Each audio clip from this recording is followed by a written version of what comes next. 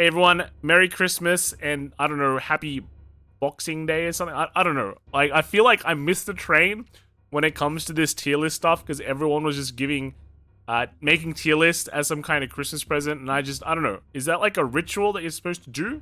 Right? So that's why I'm making a tier list as well. This is gonna be the standard tier list going into Worlds with the 50 cards with all those changes, right?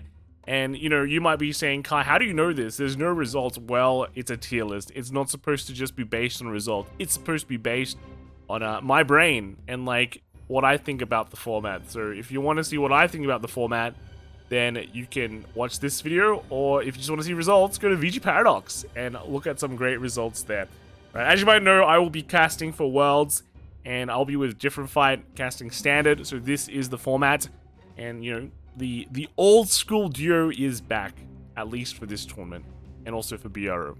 Yeah, without further ado, let's kind of get back into the deck. So I'm going to quickly explain the tier list. Right now, I think set 13 is what's going to be legal for Worlds. We won't have the lyrical stuff, so it's just going to be pretty much this format. And basically, I think everything from A and above is like competitively playable, right? And then B and lower is like, B's like kind of iffy. It's like, if you definitely know there's a huge weakness there, but you know, if you sack your way, you will be able to do well. And then C and lower is just everything else. If I don't put your deck archetype there, that's where it belongs, or even lower, right? Yeah, basically at the top to the bottom, you need less sack to win at the top if your deck is at the top, and you need more sack to win if your deck is close to the bottom, right? So let's get started with one of the decks. Right now, I think Bejeweled Ignis is just one of the top tier picks. It's a very linear deck, and normally I don't put that many linear decks at the top tier because, you know, there's pretty much only one way to play it. But the reality is that when it is able to ride grade 4, it just wins. There's no doubt about it. You ride grade 4, you win, even though the way you play is like that. It's just that strong, right? It's that strong. And it's definitely a nice pick because we actually don't have things like Mygo that is going to really impact the format. So we're just kind of with old stuff, which might make surviving with this deck slightly easier. Though there's still other powerful decks that can really contest this one. But the thing is, yeah, if you know your plays, you know, and you live to your grade 4, you win. Enough said, right? Enough said. Next is another really strong deck, and it's not a surprise. It is Full Blast. Now, I think a lot of people do question and go, how can you put such a sacky deck on the top tier, right? What happens if you don't get a turn 3 Full Blast? And I don't know. I feel like people exaggerate the amount of times they don't. Well, they exaggerate how hard it is to get a turn 3 Full Blast. I personally think it's not that hard. To be fair, I think I haven't even missed a turn 3 Full Blast yet, because I'm just that good, right? If you miss your Full Blast, then don't play this deck. It's like playing Miraidon in Pokemon. If you miss your generators, don't play the deck. But I feel like people do exaggerate how hard it is to get Full Blast. And I think Full Blast, like, normally I don't rank this in order, but I do think Full Blast is, like, kind of better than Ignis, just because the power spike that it has is literally turn 3. So, like, you can't push, like, before turn 3 as well. You commit cards down and can still attack your opponent. So you just have a very strong game plan, and then when it goes off, you just make really annoying numbers that cannot be will be very hard to guard, and you just go really quickly as well. So I feel like, you know, this deck, the hardness of pulling its gimmick is exaggerated, and it's just actually probably one of the more stable decks out there. I'm not gonna lie. There are, like, with these two decks though, with Ignis and Full Blast, there are certain weak points when the deck is, like, just fundamentally weak, like a specific turn where they're weak at. So when more people realize that and can figure out, like, ways to play or build their deck to target that specific weak spot, then these decks, like, until then, you know, these decks will still reign supreme. But as that, like, time goes on, it's gonna, the advantage of this deck these decks will probably just kind of lower a bit. And I don't know, maybe they won't, right? Because it's only set 13. There's not that many other decks out there that can that is highly good, right? But, you know, here's another good deck. I'm going to throw another one out there. Bastion Accord. I feel like this is a strong A+. Again, you know, specific weak points in the deck, but, you know, the overall power level that it gets, just the power, the drive, the luck sackiness, is actually just very, very scary. The numbers it can make, the damage it does, just when it gets to the Bastion, on the Bastion turns, like every single one of them, it's just ridiculous. I feel like it's an A+. Obviously, there's like very solid weaknesses as well with Bastion, as people would have realized since the deck has been out for ages. And Accord doesn't really solve those issues, but just magnifies, you know, everything else about the deck that makes it really, really good. Yeah. Next, let's kind of jump into a deck that we've been seeing before, and that is Orphist. I think Orphist is like an A+ deck as well. A very strong early game. I personally not a fan of it. I feel like the deck can be a bit clunky, but it has shown some good results. And you know, when you just do a lot of early game pressure early, there's not really much that your opponents can do. It's just, yeah, that's just how standard is, right? So that's just how standard is. I also think Greedon is still up there, like it's really good. We saw a lot of results of this deck in the West, and I feel like it has gotten some new support as well. And sure, there's other decks that are very strong in the format now, but the fact is that this deck is pretty much the overlord of the current format, right? It's restanding Vanguard, does it very well, sacks a lot. What else is there to really say? It continues to do its gimmick well, and sure, there's other decks that have been, you know, can compete with it now, but it doesn't mean it's unplayable, because there's definitely worse decks than a Greedon, in my opinion. Next we have also is a Jiva. I actually put Jiva at A. I feel like, you know, with 50 cards as well, you know, you can jam in more stuff, but at the same time, it doesn't really help with the deck at all, in that it's just a very, very clunky deck, in my opinion. It's early game rush, just gets overshadowed by everything. It's kind of restanding gimmick.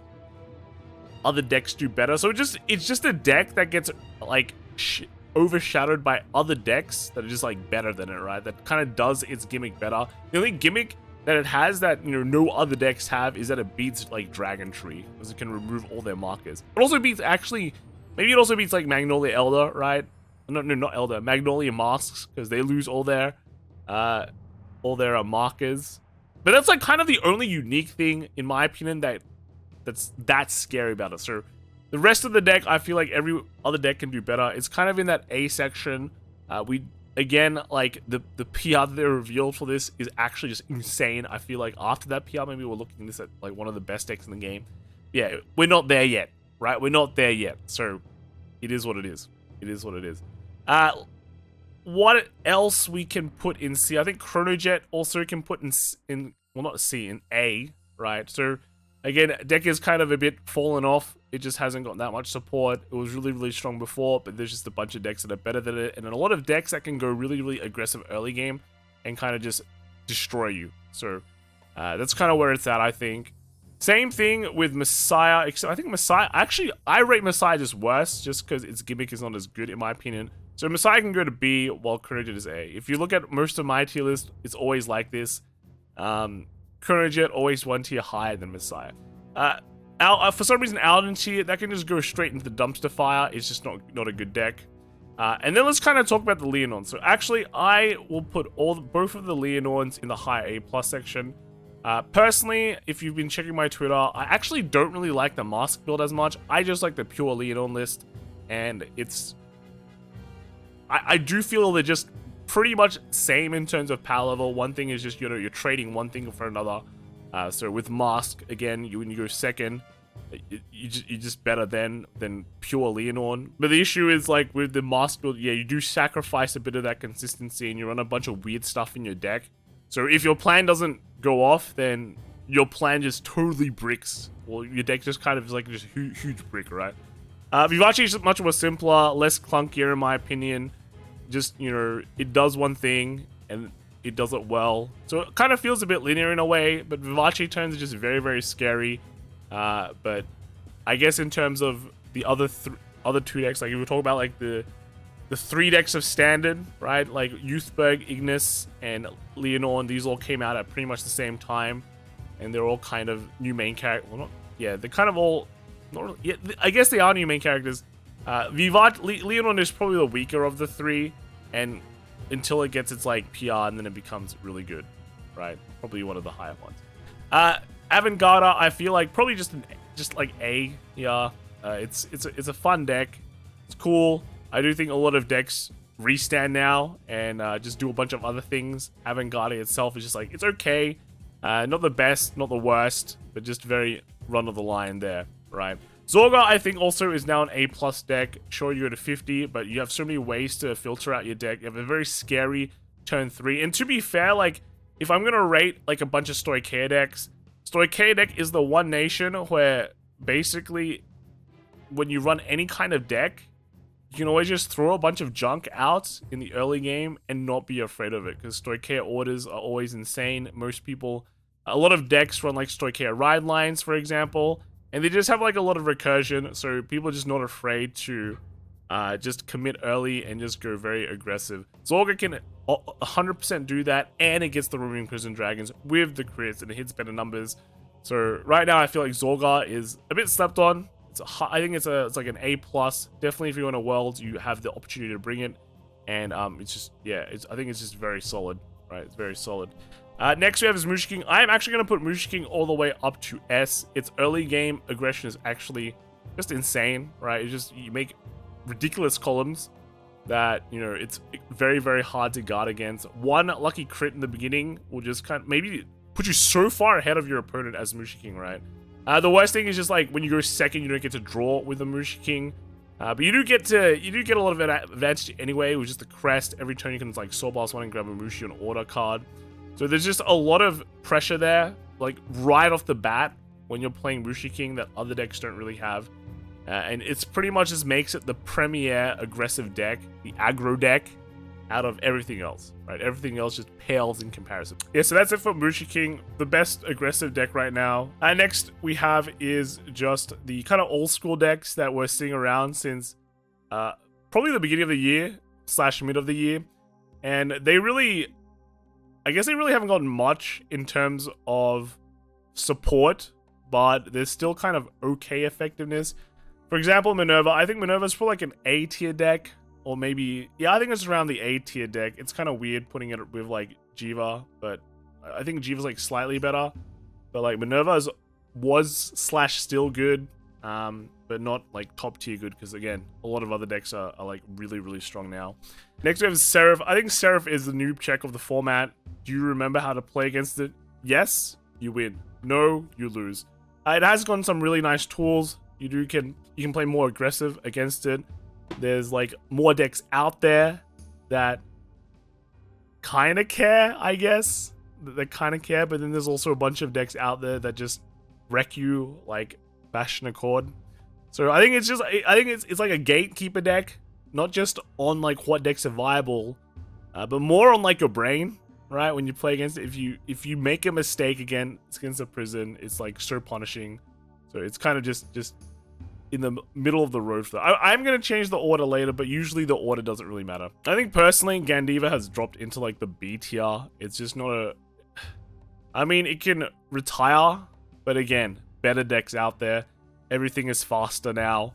And, you know, to be fair, like, losing the Sturgeon is just like really big. Because right now you're relying on what, a Forbidol and a Sturgeon. And it might be even harder to just hit the 5 with extra cards now in the deck. So it's just getting like a double whammy. Yeah. I want to put Magnolia Masks at A, right? Again, it's like the embodiment of Stoicheia. Throw down a bunch of stuff. Hope to like deal some damage early. Finish you off with multi-attacks later. And that's... Magnolia Masks is just... It's fine, right? It's fine. But there's just so many good Stoicheia decks right now that, you know, it's hard to make you say you want to play this over something else, right? Against like what, Mushiking, against all the Leonorns, right? Or the Zorgas even. Very, very, very, very hard to pick, right? Very, very hard to pick. Dianos, personally, I think Dianos, I haven't really played that much of it. I heard it's gotten some really nice buffs. It had like 1 or 2 results. I think it's like an A or maybe like high B. But yeah, this is just kind of throwing that out there because we've seen people at least take it. There was an uptick in people taking this deck when the PR was released. Right? Snake as well. Snake is probably around the A tier, hang out with the boys and the girls who have just been chilling with, you know, not that much, just being like an old school deck, right? Just being an old school deck, and probably I think I'll just put Ava there as well. Ava, this is where all the oldies hang out. All of these decks, I think, yeah, can do well in a tournament, but you probably would just pick something from up here. Yeah. Where did the other stuff go? So I think Omnia Gruzier is like a B, right? It just really hasn't shown that many results. Hexorb as well is around a B. So these all require you to have slightly more luck, or just more luck than everything above it, remember? And then Willista, I think Willista can be like it's like an A or a B, to be fair. A or a B, to be fair. Look, it got hit by a restriction. Now there's more cards in the deck. I actually think it's like when I think about what decks I would rather play instead of a Willista, I think a lot. So actually, I'm just gonna put Willista in B. Basically, it has got no changes to its deck power. So yeah, there's just nothing really appealing about it, and nothing it does that's like insanely good. Yeah, that's where I'm at the moment. Losing the Cycler was actually pretty crazy because it got so many free pluses in the early game and like later on just because of that, where now you don't, which also means hitting your pieces is like slightly harder too. So that's probably where it is. And then I guess like Vartex got released. This thing is bad. So it's like probably in this, it's the worst here. I don't think I've really missed anything except everything is like just really, really good. Like this A tier part is insane. But let's kind of just go through and quickly reorder. So S tier, I think this is correct, right? You know, Full Blast, I personally think is the best, then followed by Ignis, and then the Beetle, right? The Mushi Kings, pretty much the SGD of the format. If you don't know what you're doing, actually, you know, it might be hard with Mushi King because it's got really weird mechanics in a way. But at the same time, if you just want to go Unga Bunga, Mushi King is where it's at. The Leonorns, Orphist, Bastion. I don't really think there's any ordering that I can do with this amount of cards in A+. I think they're just all really solid picks. They're just all really good. Any one of these decks can bring you a good result. So yeah, I think no order in the A+ section. They're just really, really good. In the A's, I think, yeah, Jiva maybe here, you know.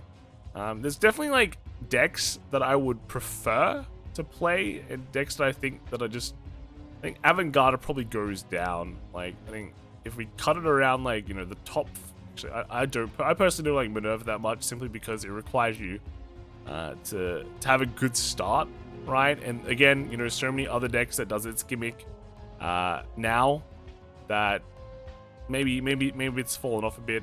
So these four I would probably say are like just slightly better than the bottom five. I think Heroes is just probably better than Avant-Garde. Yeah, these five are about the same, and then A is about the same, but they're all like just kind of I need a bit more luck to make it to get a good result with.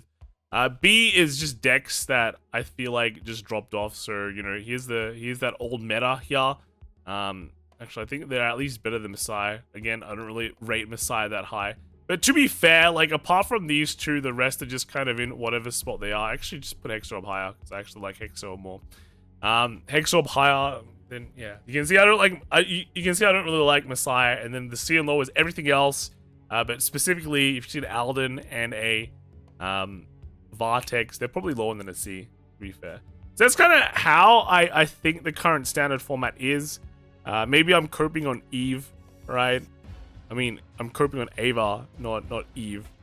Well, I guess I am coping on Eve, right? If I'm still talking about Eve after it got hit in premium. Yeah, no, maybe I'm coping on Ava a bit. I do feel like if people are still playing Ava, actually just move Ava up. The deck has like crits on the obfuscate, and that just can win games, and it's got a brand gate OT. So I actually don't think aim is that bad. It got in like the combine rusher as well, so you can technically rush. You can technically push some damage early. So it's not in the worst shape compared to like everything else. Maybe I should actually like move this a bit lower. Actually no, I think this is around right. I think Jiva definitely probably the top of the A, but then everything else is also kind of there at the same time. And then B, you know, Gandiva, Wallista, yeah, this is kind of self-explanatory. So yeah, that is kind of everything. That is kind of the standard tier list, I think, in my opinion. Christmas tier list, right? A Christmas tier list. So hope you all have fun. Actually, it's not Christmas anymore in some parts of the world. But yeah, have a happy holidays. Happy holidays. I'll see you all in more videos this week. But I'm just totally busy taking a break. That's just how it is. Yeah, I'll see you all later. All right, bye.